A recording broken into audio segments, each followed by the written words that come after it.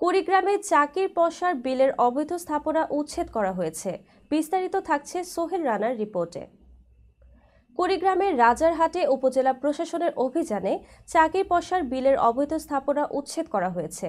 উপজেলার চাকির পসা ইউনিয়নের জলুটারি গ্রামে এই উচ্ছেদ অভিযান পরিচালনা করেন সহকারী কমিশনার মোহাম্মদ আসাদুল হক। অভিযান সূত্রে জানা যায়, উল্লেখিত চাকির পসার বিলের উপর দুইজন ব্যক্তি অবৈধভাবে ঘরবাড়ি দখলে নিয়ে স্থাপনা নির্মাণ করছিলেন। তারা বিলের উচ্ছেদের স্বার্থে স্বেচ্ছায় দখল ছেড়ে অন্যত্র বসতি স্থাপন করেন এবং চাকির পসার বিলের পার উচ্ছেদে সহযোগিতা করেন। এ সময় 150 ফিট লম্বা ও প্রায় 15 ফুট প্রশস্ত বিলের পার উচ্ছেদ করা হয়। অভিযান পরিচালনা করার সময় চাকির পসার ভূমি অফিসের কর্মকর্তা কর্মচারী সহ রাজারহাট থানা পুলিশের একটি টিম উপস্থিত ছিলেন। পানি উন্নয়ন বোর্ড কুড়িগ্রাম ও এলাকাবাসী উচ্ছেদ কাজে সহযোগিতা প্রদান করেন এবং উচ্ছেদ কার্যক্রমে সন্তুষ্ট জ্ঞাপন করেন।